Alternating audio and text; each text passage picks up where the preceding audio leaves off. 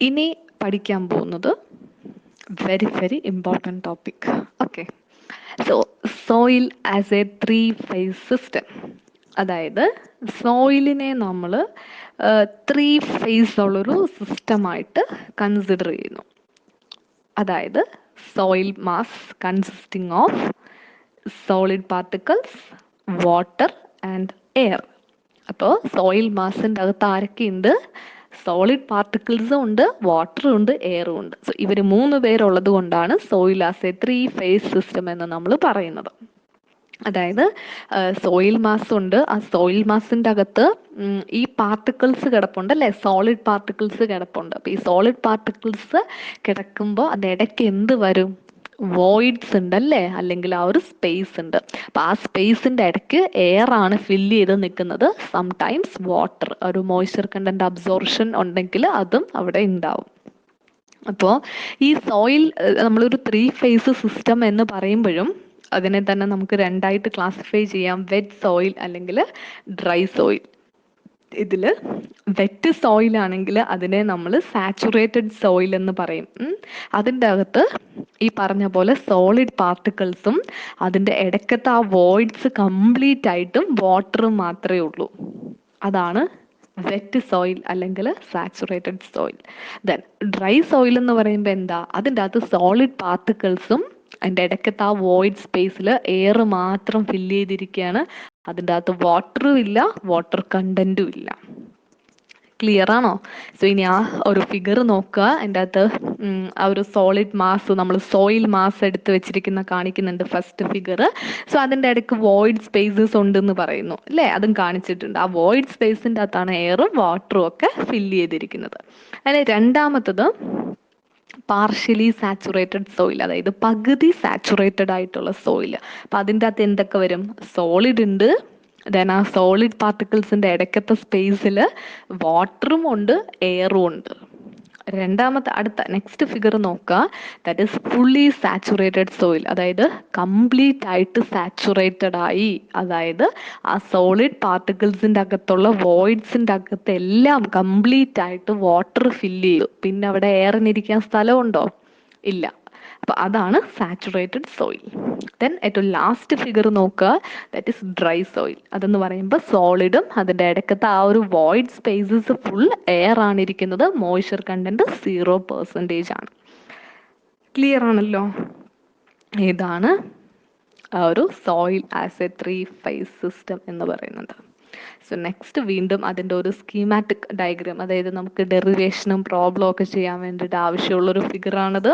So അതിൻ്റെ അകത്ത് നോക്കുക. എൻ്റെ റൈറ്റ് സൈഡ് എന്ന് പറയുമ്പോഴത്തേനും നമ്മൾ വെയിറ്റ് കൊണ്ട് ഡിനോട്ട് ചെയ്യുന്നു. And is left side is denoted by volume. അപ്പോൾ വെയിറ്റ് എപ്പോഴും നമ്മൾ ക്യാപിറ്റൽ W കൊണ്ടും വോളിയം എപ്പോഴും ക്യാപിറ്റൽ V കൊണ്ട് ഡിനോട്ട് ചെയ്യുന്നു. സോ അതിൽ ആ ഒരു നമ്മൾ എടുത്തു വെച്ചിരിക്കുന്ന സോയിൽ സാമ്പിളിൻ്റെ ടോട്ടൽ വെയിറ്റിനെ നമ്മൾ W കൊണ്ട് ഡിനോട്ട് ചെയ്തു. അങ്ങനെയാണെങ്കിൽ ആ ടോട്ടൽ സോയിൽ മാസിൻ്റെ അകത്തുള്ള സോളിഡ് പാർട്ടിക്കിളിൻ്റെ വെയിറ്റ് WS എന്നും വാട്ടറിൻ്റെ വെയിറ്റിനെ WW എന്നും എയറിൻ്റെ വെയിറ്റിനെ നമ്മൾ WA എന്നും ഡിനോട്ട് ചെയ്തു. ക്ലിയർ ആണല്ലോ? അപ്പം ക്യാപിറ്റൽ W എന്ന് പറഞ്ഞാൽ ഈക്വൽ ടു എന്താണ്? WSA plus WW plus WA. ഇനി അതിൽ തന്നെ വെയിറ്റ് ഓഫ് ദ എയർ എന്ന് പറയുന്നത് എപ്പോഴും നമ്മൾ നെഗ്ലക്റ്റ് ചെയ്യും. അതിനു വേണ്ടി വലിയ വെയിറ്റ് ഒന്നും വരുന്നില്ല എയറിന്, സോ അത് നമുക്ക് നെഗ്ലക്റ്റ് ചെയ്യാൻ പറ്റും. പിന്നെ ഈ വെയിറ്റ് ഓഫ് വാട്ടറും എയറും, ഈ വാട്ടറും എയറും ഇരിക്കുന്ന സ്ഥലത്തിനെ നമുക്ക് എന്ത് പറയാം? വോയിഡ്സ് ആണ് അല്ലേ. ആ സോളിഡ് പാർട്ടിക്കിൾസിൻ്റെ ഇടയ്ക്കത്തെ വോയിഡ്സിലാണ് വാട്ടറും എയറും ഇരിക്കുന്നത്. അങ്ങനെയാണെങ്കിൽ weight of the void is equal to എന്താ? Weight of the air plus weight of the water എന്ന് എടുക്കാം. വെയിറ്റ് ഓഫ് ദ എയർ എവിടേക്കാണോ അവിടെ നമുക്ക് 0 ഇട്ട് കൊടുക്കാം. അപ്പം എന്താ? അത് വെയിറ്റ് ഓഫ് ദ വാട്ടർ മാത്രമായിട്ട് മാറും. അപ്പം ഞാനിതിങ്ങനെ പറഞ്ഞു പോകുമ്പോൾ നിങ്ങളൊരു പേപ്പറിൽ അത് എഴുതി നോക്കുക. അപ്പം നിങ്ങൾക്ക് അതിൻ്റെ ആൻസർ, അതായത് കറക്റ്റ് നിങ്ങൾക്കത് ഫോളോ ചെയ്യാൻ പറ്റും. സോ അതുപോലെ തന്നെ ലെഫ്റ്റ് സൈഡ് നോക്കുക. That is volume. വോളിയം നമ്മൾ ക്യാപിറ്റൽ V കൊണ്ട് ഡിനോട്ട് ചെയ്യും. ദെൻ വോളിയം ഓഫ് ദ വോയിഡ്സിനെ നമ്മൾ VV കൊണ്ട് ഡിനോട്ട് ചെയ്യും. വോളിയം ഓഫ് ദ വോയിഡ്സ് എന്ന് പറയുമ്പോൾ ആരൊക്കെ ഉള്ളതാണ്? വോളിയം ഓഫ് ദ എയറും വോളിയം ഓഫ് ദ വാട്ടറും കൂടി ഇരിക്കുന്ന സ്ഥലം. അപ്പോൾ V V is equal to നമുക്ക് volume of the air a plus volume of the വാട്ടറിന് എടുക്കാം. ആ ഒരു ടോട്ടൽ വോളിയം എന്ന് പറഞ്ഞാൽ എന്താ? Total volume is equal to volume of the voids a plus volume of the solids ആണ്. അതിൽ തന്നെ വോളിയം ഓഫ് ദ വോയിഡ്സിന് പകരം നമുക്ക് volume of the air plus volume of the water എന്ന് എഴുതാൻ പറ്റും. സോ അപ്പോൾ ഇത്രയും ജസ്റ്റ് അറിഞ്ഞിരിക്കുക. ഇതാണ് ശരിക്കും ജിയോ ടെക്നിക്കൽ എഞ്ചിനീയറിംഗിൻ്റെ ഒരു ബേസിക് കോൺസെപ്റ്റ് ആണ് soil as A 3-phase system. Next ആ സെയിം ഫിഗറിൻ്റെ തന്നെ ആ ഒരു സെയിം കോൺസെപ്റ്റിൻ്റെ തന്നെ എക്സ്പ്ലനേഷൻ ആണ് നമ്മൾ ആ ഒരു പാർഷ്യലി സാച്ചുറേറ്റഡ് ഫിഗർ വെച്ചിട്ട് ഞാനിപ്പോൾ എക്സ്പ്ലെയിൻ ചെയ്ത ഇക്വേഷൻസും അതിൻ്റെ ആ ഒരു റിലേഷൻഷിപ്പും കാര്യങ്ങളും ഇവിടെ പറഞ്ഞേക്കുന്നുണ്ട്. അപ്പോൾ അത് നോക്കുക, പറഞ്ഞ കാര്യം തന്നെയാണ്.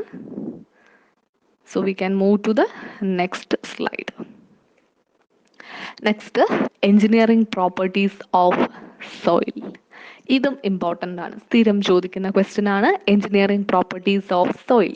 അപ്പോൾ ശരിക്കും പ്രോപ്പർട്ടീസ് ഓഫ് ദ സോയിലിനെ നമുക്ക് രണ്ടായിട്ട് ക്ലാസിഫൈ ചെയ്യാൻ പറ്റും. ഒന്ന് എഞ്ചിനീയറിംഗ് പ്രോപ്പർട്ടീസ്, രണ്ട് ഇൻഡെക്സ് പ്രോപ്പർട്ടീസ്.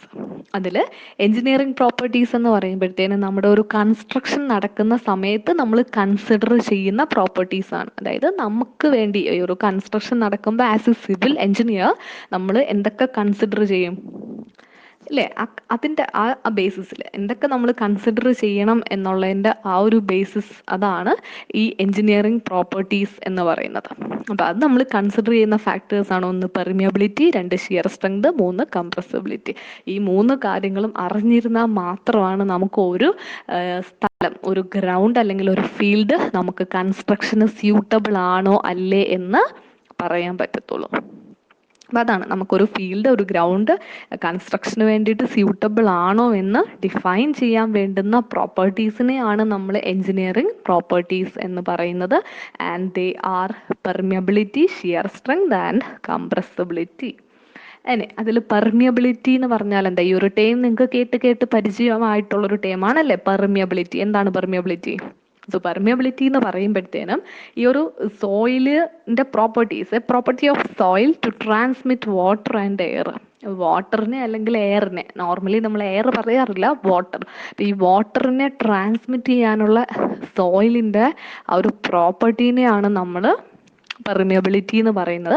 സോ ആ പെർമിയബിലിറ്റി ശരിക്കും സാൻഡിനാണെങ്കിൽ പെർമിയബിലിറ്റി കൂടുതലാണ്. എന്താ? സാൻഡിൽ നമ്മൾ കുറച്ച് വെള്ളം ഒഴിച്ചു കഴിഞ്ഞാൽ അത് വളരെ പെട്ടെന്ന് തന്നെ അതുവഴി ട്രാൻസ്ഫർ ആവും. അതേസമയം ക്ലേ ആണെങ്കിലോ അതിൻ്റെ അകത്ത് കുറച്ച് വെള്ളം ഒഴിച്ചു കഴിഞ്ഞാൽ അതിൽ കൂടെ പാസ് ചെയ്യാൻ വളരെ ഡിഫിക്കൾട്ടാണ്. അപ്പം ഇതാണ് പെർമിയബിലിറ്റി എന്ന് പറയുന്നത്. രണ്ടാമത്തെ ഷിയർ സ്ട്രെങ്ത് ആണ്. ഷിയർ സ്ട്രെങ്ത് എന്ന് പറയുമ്പോൾ നമുക്കൊരു കൺസ്ട്രക്ഷൻ നടത്തുമ്പോൾ അവിടുന്ന് വരുന്നൊരു ലോഡ് അല്ലെങ്കിൽ ആ ഒരു ഷിയർ സ്ട്രെസ്സിനെ റെസിസ്റ്റ് ചെയ്യാനുള്ള സോയിലിൻ്റെ പ്രോപ്പർട്ടീനെയാണ് നമ്മൾ ഷിയർ സ്ട്രെങ്ത് എന്ന് പറയുന്നത്. ആക്ച്വലി ഷിയർ സ്ട്രെങ്ത് എന്ന് പറയുമ്പോൾ എന്താ? It's a shear resistance of the soil against shear stress. Shear സ്ട്രെസ്സിനെ വിസ്റ്റാൻഡ് ചെയ്യാനുള്ള സോയിലിൻ്റെ ആ ഒരു പ്രോപ്പർട്ടീനെയാണ് നമ്മൾ ഷിയർ സ്ട്രെങ്ത് എന്ന് പറയുന്നത്. അപ്പം ആ ഒരു പ്രോപ്പർട്ടി കിട്ടാൻ വേണ്ടിയിട്ട് ആ ഒരു ഷിയർ സ്ട്രെങ്തിൻ്റെ കാരണം, അതായത് ഒരു സോയിലിന് ഷിയർ സ്ട്രെങ്ത് ഉണ്ടാവാനുള്ള കാരണം എന്തൊക്കെയാ? ഒന്ന് ഫ്രിക്ഷനും, രണ്ട് ഇന്റർലോക്കിംഗ് ഓഫ് പാർട്ടിക്കിൾസുമാണ്. പിന്നെ ഇന്റർലോക്കിംഗ് ഓഫ് പാർട്ടിക്കിൾസ് എന്ന് പറയുമ്പോൾ എന്താ? അത് തമ്മിൽ ഇങ്ങനെ ബോണ്ട് ചെയ്തിരിക്കും. നല്ല ബോണ്ടിങ് ആണെങ്കിൽ അല്ലെങ്കിൽ നന്നായിട്ട് സിമെന്റ് ചെയ്തിരിക്കുവാണെങ്കിൽ ആ ഒരു സ്ട്രെങ്ത് കൂടുതലായിരിക്കും. ക്ലിയർ ആണോ? Then last one compressibility. Compressibility എന്ന് വെച്ചാൽ നമ്മൾ ഓൾറെഡി ഹൈഡ്രോളിക്സിൽ പഠിച്ചതാണ്. It's a property of reducing its volume. Okay, it's a capacity of a soil to decrease its volume when subjected to a mechanical load. അതായത് നമ്മളൊരു external load apply ചെയ്ത് കൊടുക്കുമ്പോഴത്തേനും അതിൻ്റെ volume reduce ആവുകയാണ് എങ്കിൽ അതിനെ നമുക്ക് കംപ്രസിബിലിറ്റി എന്ന് പറയാൻ പറ്റും.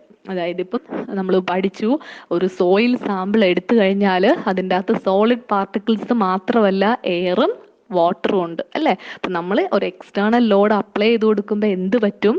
ഈ സോയിൽ പാർട്ടിക്കിൾസ് ഇങ്ങനെ കംപ്രസ്ഡ് ആയിട്ട് അതിൻ്റെ ഇടയ്ക്കത്തെ ആ വോയിഡ് സ്പേസസ് ഇല്ലേ, വോയിഡ്സ് അല്ലെങ്കിൽ ആ സ്പേസസിൽ ഇരിക്കുന്ന എയർ എല്ലാം പുറത്തേക്ക് പോകും, അല്ലെങ്കിൽ ആ വാട്ടറും എല്ലാം പുറത്തേക്ക് പോകും. അപ്പോൾ ഇത് പുറത്തേക്ക് പോകുന്ന അനുസരിച്ച് ഇതിൻ്റെ volume reduce ആയിക്കൊണ്ടിരിക്കും.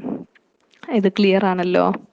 Okay, next index properties of soil.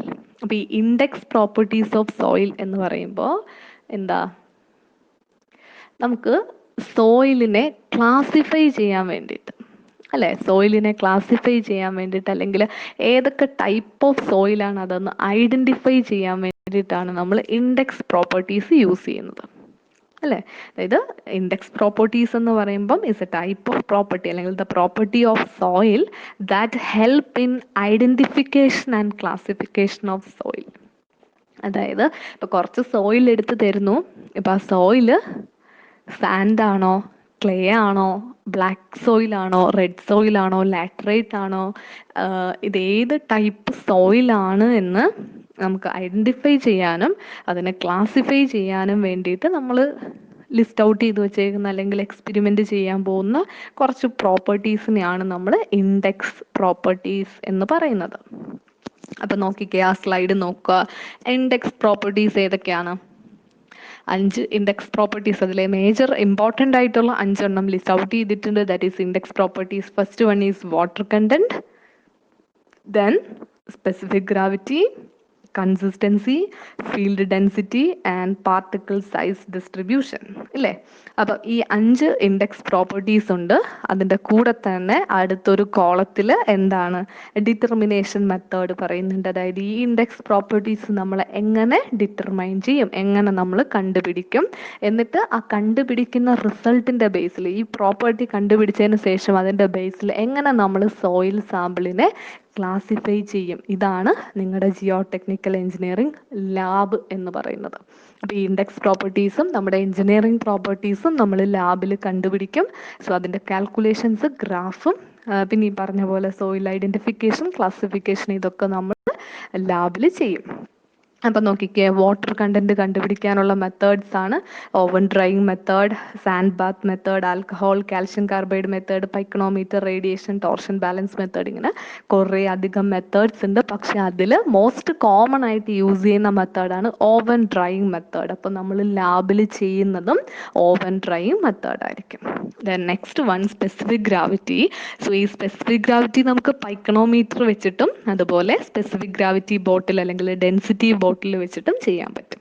Then consistency ആണ്. ഈ ഒരു കൺസിസ്റ്റൻസി കണ്ടുപിടിക്കാൻ വേണ്ടിയിട്ട് നമ്മൾ കസഗ്രൻ്റെ അപ്പാരറ്റസ് എന്ന് പറയും. സോ ഈ അപ്പാരറ്റസ് വെച്ച് ആറ്റോബക്സ് ലിമിറ്റ് കണ്ടുപിടിക്കണം. ആറ്റോബക്സ് ലിമിറ്റ് കണ്ടുപിടിച്ചിട്ടാണ് അതിൽ നിന്ന് നമ്മളൊരു കൺസിസ്റ്റൻസി കണ്ടുപിടിച്ച് എത്തുന്നത്. Next one field density. Field density കണ്ടുപിടിക്കാൻ 2 എക്സ്പെരിമെൻ്റ് ആണുള്ളത്. ഒന്ന് കോർ കട്ടർ മെത്തേഡും സാൻഡ് റീപ്ലേസ്മെൻറ്റ് മെത്തേഡും. അപ്പോൾ ഇത് രണ്ടും നമ്മൾ ചെയ്യും. Then particle size distribution. ഈ പാർട്ടിക്കിൾ സൈസ് ഡിസ്ട്രിബ്യൂഷൻ, അതായത് ഒരു സോയിൽ സാമ്പിൾ, ഒരു സോയിൽ മാസ് എടുത്തു കഴിഞ്ഞാൽ അതിൻ്റെ അകത്ത് അത് പാർട്ടിക്കിൾസ്, അതായത് പല സൈസിലുള്ള പാർട്ടിക്കിൾസ് ഉണ്ടാവത്തില്ലേ. നമ്മൾ എടുക്കുന്ന സോയിൽ സാമ്പിളിലെ എല്ലാ പാർട്ടിക്കിളും ഒരേ സൈസാണോ? അല്ലല്ലോ. അപ്പം ഡിഫറെൻറ്റ് സൈസ് ഓഫ് പാർട്ടിക്കിൾസ് ഉണ്ടാവും. സോ അതിൻ്റെ ഒരു ഡിസ്ട്രിബ്യൂഷൻ കണ്ടുപിടിക്കാൻ വേണ്ടിയിട്ട് നമുക്ക് എക്സ്പെരിമെൻ്റ് ഉണ്ട്. അത് ഡ്രൈ സോയിലാണ് എങ്കിൽ സീവ് അനാലിസിസ് എന്നും, വെറ്റ് സോയിൽ ആണെങ്കിൽ അതിനെ സെഡിമെന്റേഷൻ അനാലിസിസ് എന്നും പറയും. അപ്പോൾ സീവ് അനാലിസിസ് ആണെങ്കിൽ നമ്മൾ sieve is a set of sieves ഉണ്ട്.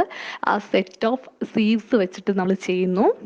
അതേസമയം സെഡിമെന്റേഷൻ അനാലിസിസ് ആണെങ്കിൽ ഒരു ഹൈഡ്രോമീറ്റർ എന്ന് പറഞ്ഞ് ചെറിയൊരു അപ്പാരറ്റസ് ഉണ്ട്. സോ ഹൈഡ്രോമീറ്റർ വെച്ചിട്ട് നമ്മൾ ചെയ്യുന്നു. ഓക്കെ, ഇത്രയുമാണ് നിങ്ങൾക്ക് കുറച്ച് ഇമ്പോർട്ടൻറ്റ്. അടുത്തൊരു ആ ഒരു മൊഡ്യൂള് ഡിവൈഡ് ചെയ്ത് വെച്ചിട്ടുണ്ടെന്ന് പറഞ്ഞില്ലേ, ആ മൊഡ്യൂള് ഡിവൈഡ് ചെയ്ത് വെച്ചിരിക്കുന്നതിൻ്റെ അകത്ത് ഇമ്പോർട്ടൻ്റ് ആയിട്ട് വരുന്നത് ഇത് ഇത്രയുമാണ്. ക്ലിയർ ആണല്ലോ? സോ നെക്സ്റ്റ് നിങ്ങൾക്കൊരു അസൈൻമെൻറ്റ്. ഇത്രയും നിങ്ങൾ പഠിച്ചു. അപ്പോൾ അതിൽ നിന്ന് ചെറിയൊരു അസൈൻമെൻറ്റ്, അതായത് IS classification of soils and it's necessities. അതായത് ഞാനിത് തുടങ്ങിയപ്പോൾ പറഞ്ഞു, നിങ്ങളുടെ സിലബസിൽ ടൈപ്പ് ഓഫ് സോയിൽ എന്ന് പറഞ്ഞിട്ടൊരു ടോപ്പിക് ഉണ്ട്. അതുപോലെ തന്നെ IS ക്ലാസിഫിക്കേഷൻ എന്ന് പറഞ്ഞിട്ട് ഒരു ടോപ്പിക് ഉണ്ട്. അപ്പോൾ എക്സാമിന് ക്ലാസിഫിക്കേഷനും ചോദിക്കാറുണ്ട്, ടൈപ്സും ചോദിക്കാറുണ്ട്. അപ്പോൾ ഇത് രണ്ടും തിരിഞ്ഞു പോകരുത്.